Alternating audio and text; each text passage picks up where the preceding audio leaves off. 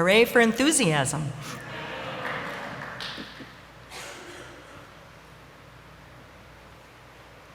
Over the years, I have found sermons by my colleagues to be compelling and thought-provoking, but the truth is, I almost always retain the music better.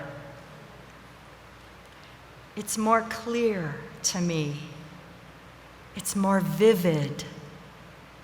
Messages from song lyrics stick in my mind because the melodies help fix the texts. Hymns that we sing together, special music we hear, lyrics, strains that we carry with us, from piano to a chiming of a bell. The bridges extend between the text and the music. And so readings and stories are woven and connected through those bridges of music. For example, the Dangerous Woman reading asks us to be healers of wounds, righters of wrongs, to cherish our children, to embrace the elderly, and empower the poor. You might be able to recall those words a few weeks from now, but it's more likely, I think, that you will recall Holly Near's Listen to the Voices. For the song plants itself musically within us, and it provides some reflections on our questions. How is it that we might choose to resist? We can listen to voices that teach us the way. We can listen to the voices of the First Nations because they call to us messages of the earth and sky. They tell us what we need to know in order to survive. That is, pay attention to what is happening to the earth and the sky. Address climate change, address pollution, contribute to the healing of this wounded earth. Holly asks us to listen to the voices of the old women.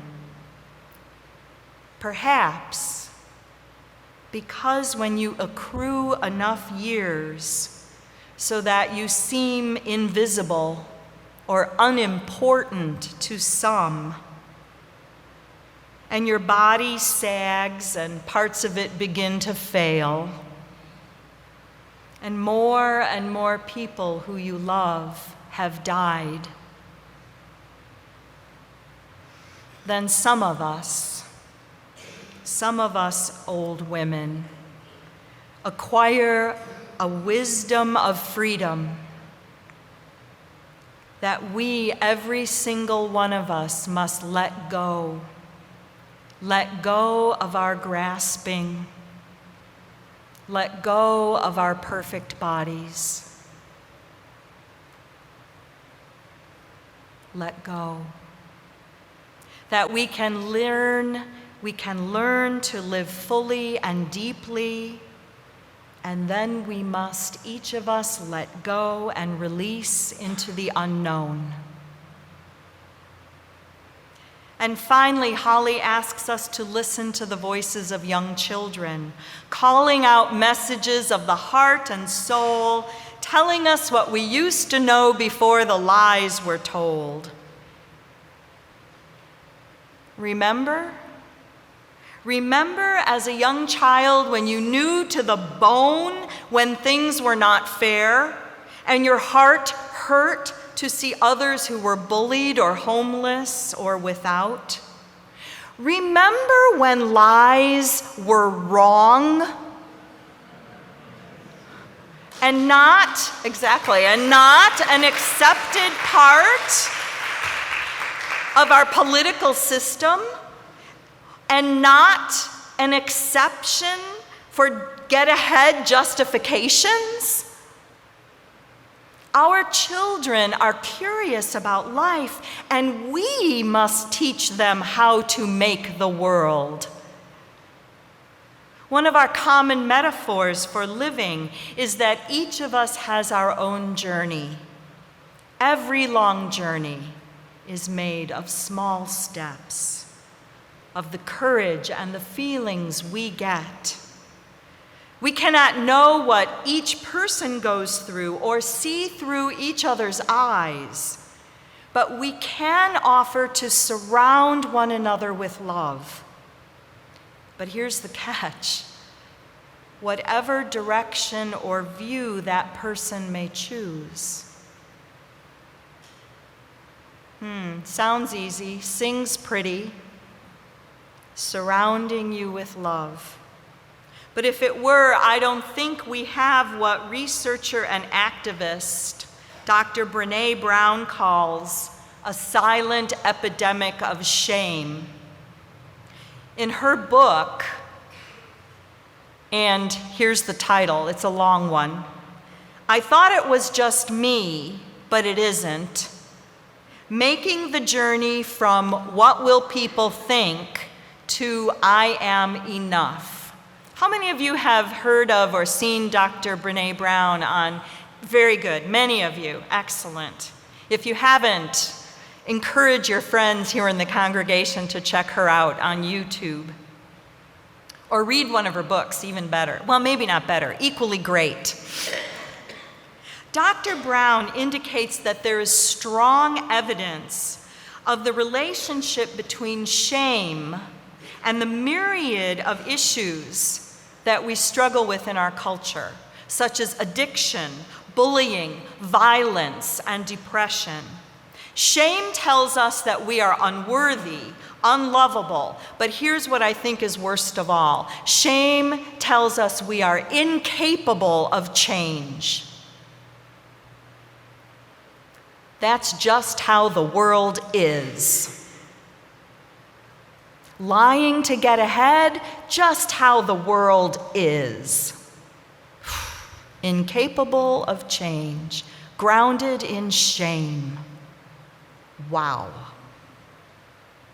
Shame tells us our imperfections make us inadequate, rather than telling us that's just part of being human. And shame tells us our vulnerabilities are weakness, rather than telling us our vulnerabilities help us connect with one another. Shame sends us two toxic messages. Who do you think you are? And you'll never be good enough. They are toxic and they are untrue. Over time, we learn to hide our struggles and protect ourselves from shame, from judgment, from blame. Some people construct walls. Doesn't that sound familiar? Let's construct a wall. Some people construct walls closing off from alternative opinions and closing off from their own vulnerabilities. Some seek safety by wearing masks, masks of perfection and pretending. If we are not aware of our vulnerabilities and of our triggers, we will move into some form of protection, self-protection. And they are dangerous. They take on forms like criticism of others, cynicism, anger directed out or anger directed in that chews you up, or withdrawal. Hiding and hurting, shame robs us of joy, truth, and authenticity. So what can be done? We can learn to be curious in response to things that trouble us or frighten us, rather than being judgmental or removed. Now, this is tricky, and it's not easy. How, might we ask, did you come to hold that political view? And you do it with sincerity. How did you come to hold that particular view on immigration? How did you come to hold that particular view on marriage? On gun control? Tell me your story. I may disagree, but I sincerely want to hear it.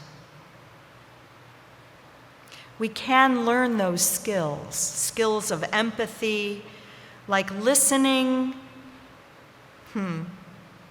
This is my hardest one. This one's so hard for me. Listening without offering a solution to someone else's dilemma. Or this one's really hard.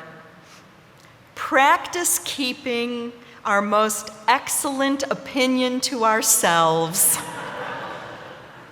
until someone says, "And what about you? What do you think?"